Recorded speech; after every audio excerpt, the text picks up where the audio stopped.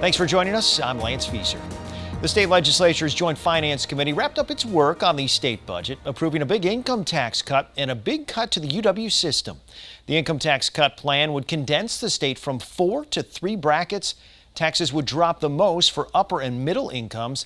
Republicans say the tax cut would amount to an average reduction of 15% for all filers, which would be about $573.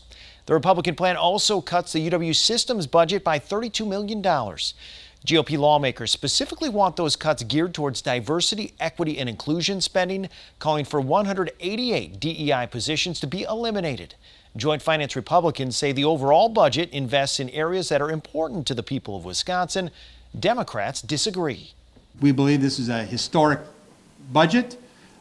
We invest historic amounts of money in our core priorities, while also providing for a historic tax cut, largest tax cut in history.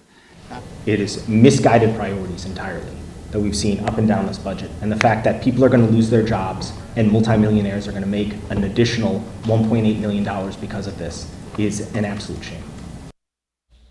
JFC leaders hope to get the budget to the floor in the Assembly and Senate this week. It still needs to pass both chambers before going to Governor Tony Evers. Joining us in studio now is Senator Melissa Agard. First off, thanks for the time. Glad to be here. All right, I wanted to start by talking about some of the most recent elements of this budget that just came together. Let's start by talking about the tax cut proposal from Republicans. Obviously, it cuts taxes across the board for all income tax brackets, but you call it a tax cut for the wealthy. Kind of explain your opinion of this tax cut. Well, we know that with the tax cut as proposed by the Republicans in the legislature, that millionaires and billionaires with a B in the state of Wisconsin are going to end up coming out more ahead than middle-class, hardworking people across the state of Wisconsin. And that's not what we've heard that people in Wisconsin want. Everyone wants to be able to be provided with a leg up and with fairness. And yet again, after nearly 13 years, we're seeing the rich and well-connected being able to be treated differently than the ordinary people of our state. Well, the Republicans argue that the 6.5% is still higher for that highest tax rate, still higher than like Illinois, Indiana, Michigan, and Iowa. So they're saying there has to be some sort of competitiveness with the surrounding states. Do you agree with that logic? Certainly, we need to be competitive with our surrounding states. But here in Wisconsin, as opposed to our Midwestern neighbors, we haven't legalized cannabis. We haven't expanded health care access. We're not investing in protecting our environment. We're not moving forward with paid family and medical leave. The list is long. Here in the state of Wisconsin, we're missing the mark. And yes, we do need to be fiscally responsible. We started this budget with a near $7 billion surplus that should be reinvested in the people and our communities across the state of Wisconsin. But there are also real moral issues that government needs to take into consideration as they're making these decisions. And we are losing our young people in the state of Wisconsin. We're exporting our young people, and we are not recruiting young people to come into our state. They do look at certainly these moral issues, and it is important to think about our tax structure. But it needs to be both, not one or the other. Were you okay with streamlining the tax system here by going down to 3 income tax brackets, or are you not in favor based off of what the numbers look like? Yeah, I'm not in favor of that. If we really do want to provide tax relief to folks in the state of Wisconsin, we should be focusing on our hardworking middle-class folks in our communities. Obviously, the other big element that came out this week was for UW system funding. That funding is going to be cut. The UW system asked for more than $400 million increase. Instead, it's going to go down about $32 million. First off, do you agree with the concept that from the UW system folks that this could lead to major impacts at the UW system level? We know that it's going to lead to major impacts at the UW system level. Again, students who are thinking about where it is that they're going to go to school are going to be paying attention to what it is that is happening on these campuses and how it is that we retain and recruit the best to come in and teach our next generation of leaders in the state of Wisconsin is also impacted by these decisions. DEI programs, diversity, equity, and inclusion programs, support veterans.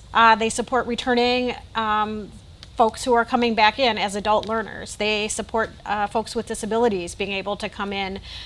They support first-generation students.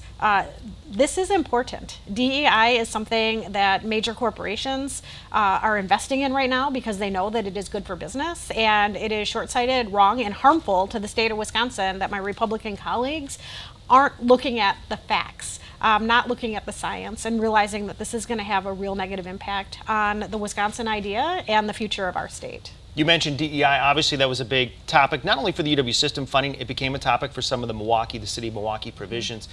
Speaker Robin Vos saying that for the left, DEI is their new religion. What is your response to that concept? My religion is lifting up the people of the state of Wisconsin and making sure that everyone knows that they belong and that they are safe in our communities and that their dreams matter and they have the opportunity to achieve them and that our government is here to support them.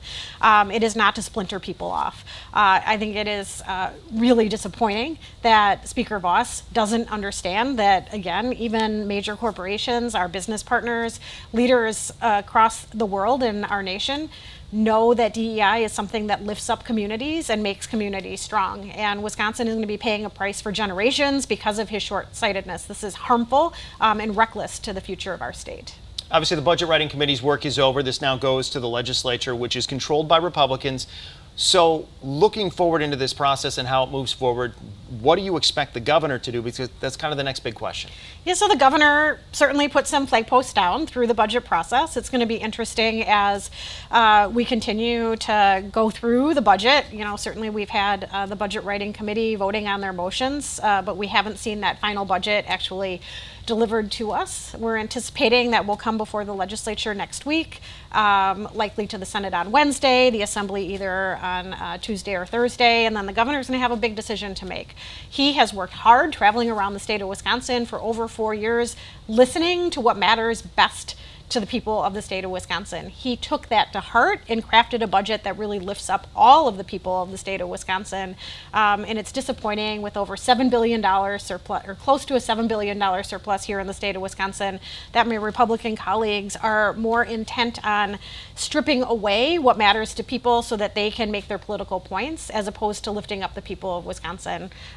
We know that in Wisconsin, the governor does have a very unique veto pen available to him. So even what comes before us next week as legislators, not sure what it is that the governor is going to end up signing or not signing. You mentioned some flags planted in the ground. One of them was about tax cuts. Do you see the governor signing this tax cut proposal? I haven't had an opportunity to talk to Governor Evers since the Budget Committee wrapped up last night.